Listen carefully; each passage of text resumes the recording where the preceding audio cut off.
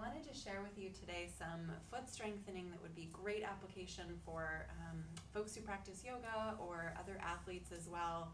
I have Dr. Froberg here to help me. He's an Airrosti doctor that I worked with when I had a sprained ankle. I'm Dr. Brent Froberg, and I am an Airrosti care provider here in Tacoma. We work with soft tissue injuries. Yeah, and maybe I'll just show. So when I roll out my foot, I follow a line on the top of the heel, and then I follow 3 lines up the foot on the outside, on the middle, and then on the inside. And then I also roll across the metatarsals on the ball of the foot. You don't want to do what's called the fat pad on the heel, so you want to avoid rolling the heel. But you're fine doing like you are, getting kind of the front of it. Yeah. So one tool that's extremely effective for building strength and getting over injuries is an elastic band. And these will really be beneficial to use to build some strength in the foot. Yeah, I have a Theraband that I bring with me in the car. I bring one on the plane, so I'll be on the plane doing like little foot exercises. Alright, so we take this Theraband, we put it right over the ball of the foot, right underneath of where the toes are here. And then you grab either side of it, you put some tension, and then you're just going to press into the Theraband, doing what's called a plantar flexion of the ankle. And typically, a good rule of thumb is to do about 3 sets of 10, but you're going to definitely want to do it to where you feel like you're getting some fatigue in the muscles.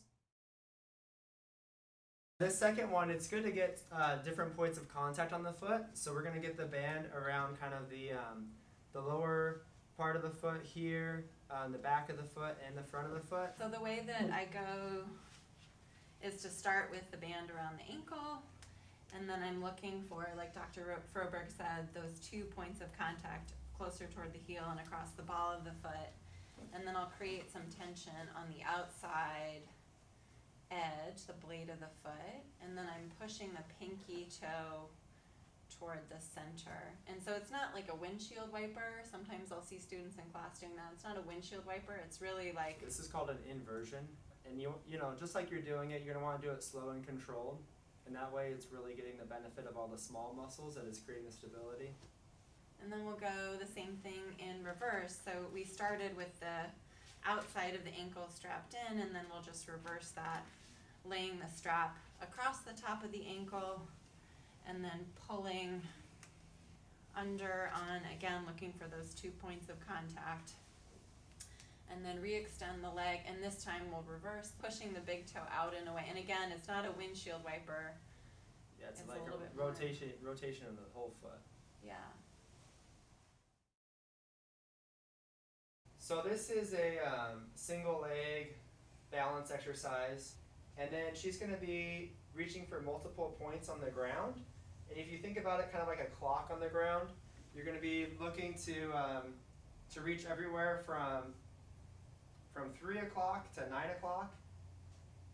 And if you want to make this a little more fun, you can put something on the ground, or if you got kids, you can pick up the kids' as toys doing this. And so you can see I'm using a warrior 3 posture. You want to make sure the back is pretty flat.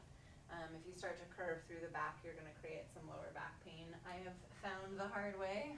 Yeah, your back's straight. She's hinging at her hip, so you don't get a lot of movement in the knee other than, and then you do want to make sure that your foot's not collapsing inward. Yeah, so when I come to stand in that warrior 3, it's almost like pulling a towel with the toes.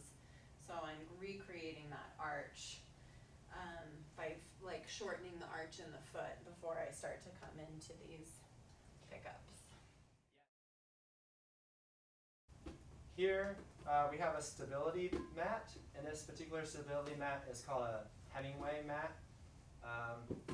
And Kyra's on 1 foot, and so this is creating, she's having to use a lot of small muscles in her foot to create better balance and stability. And then the ball, I'm here to toss it to her, but this ball, you can toss it off of a wall and catch it. You can do it without the ball toss. This is just kind of to add a little bit of fun to the exercise. Yeah, I mean, well, we all understand that, you know, the feet are our foundation, and they're the main way that we interact with the forces. As you know, in the case of running or walking, there's a ground reaction force, and so every force that we put into the ground, there's an equal and opposite force that goes into our body, and so we have to be able to accept that force in a way that's going to help propel us forward and also help to allow us to perform and not get injured. And so if the feet or lower leg isn't functioning properly, that can obviously lead to injuries in those areas, but as well as cause problems up that chain, whether it be the knee or hip or back. And then as far as yoga, just having the stability, having the strength to be able to hold those poses is really important.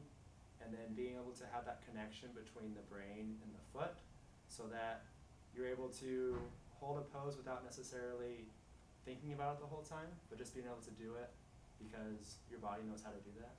Yeah, and for me that was so important to do the work here.